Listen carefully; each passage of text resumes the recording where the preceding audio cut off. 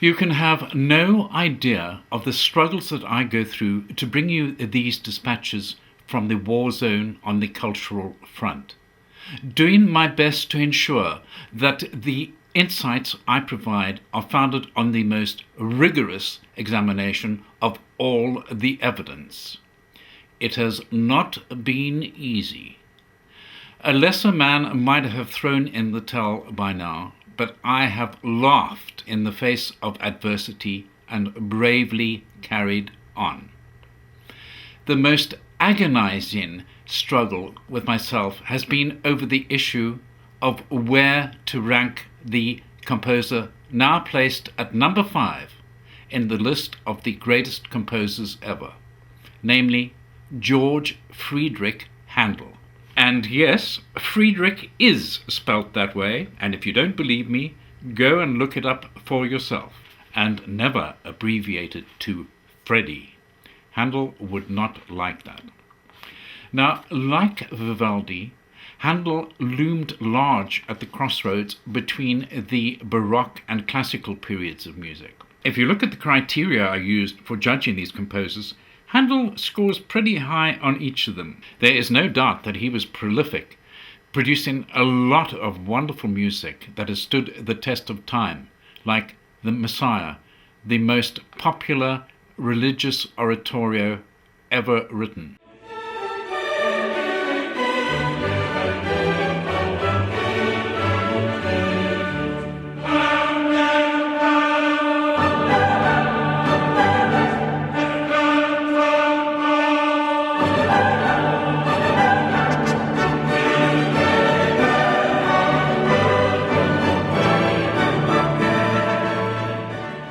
But it was the depth and range of his output that made me pause and agonize over his ranking. In this respect, Handel reminds me of a very trustworthy car driver, someone you can always rely on to get you safely home.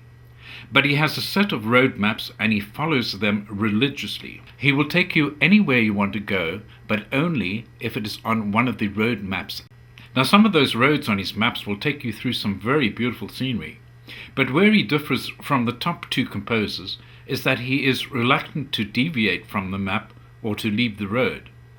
If you saw something interesting in the distance and you wanted to deviate from the route, or if there was something interesting at the side of the road and you wanted to stop and explore, he would probably suck in his breath, look at his watch and say, "I'm sorry, but we just don't have the time. Anyway, we don't want to be late for the football game, do we?" I don't know why, but I feel that Handel might have enjoyed football if he had been alive today. Just a feeling I get from his music.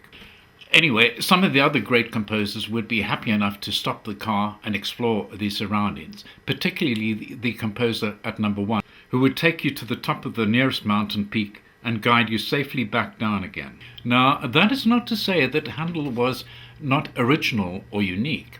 Far from it. Like all of the great composers, he had a very distinctive musical voice, and within the framework he stuck to, he produced some of the most stimulating as well as some of the most moving music you could hope for. I particularly like his saraband.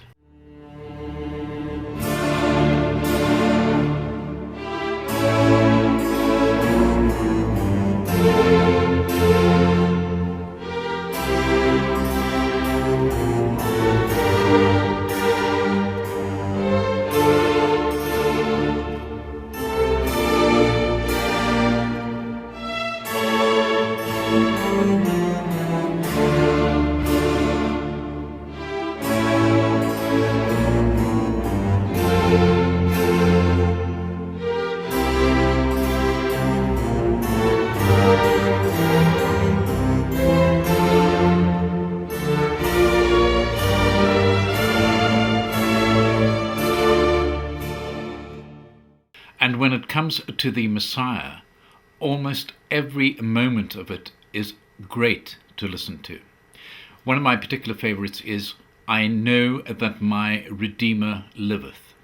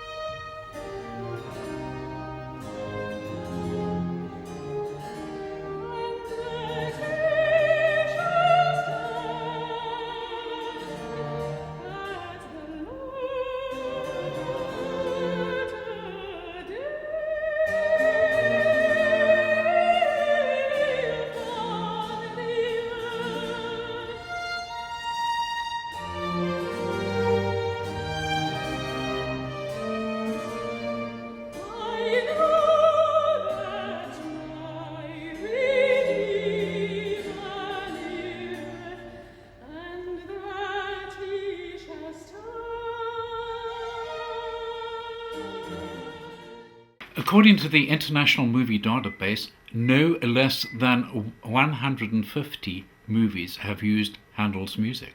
So you could say that Handel was one of the first major movie composers. There are a great many pieces of Handel's music to like and admire.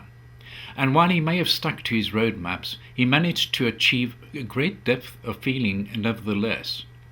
It is not for nothing that his Largo has for many years been the number one choice when it comes to music for funerals.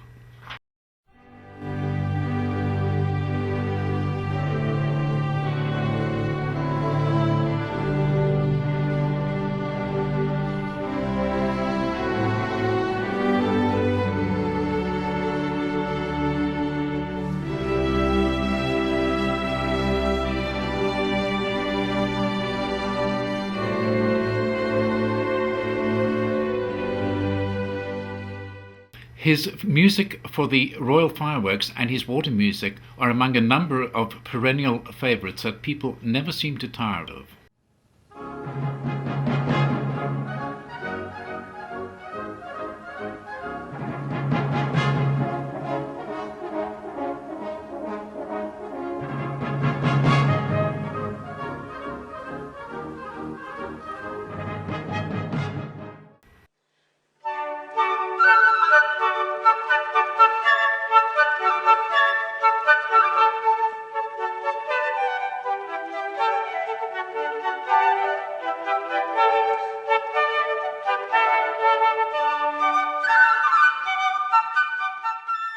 The countdown continues in my next video with the composer in 4th place on the list of the 10 greatest composers ever. Only 4 more to go. Aren't you just dying of curiosity to see who they are? I guess some of you might have guessed who they are, but you might not have guessed in which order they appear. Only time will tell. In the meantime, here is some more background on Handel, plus some more music.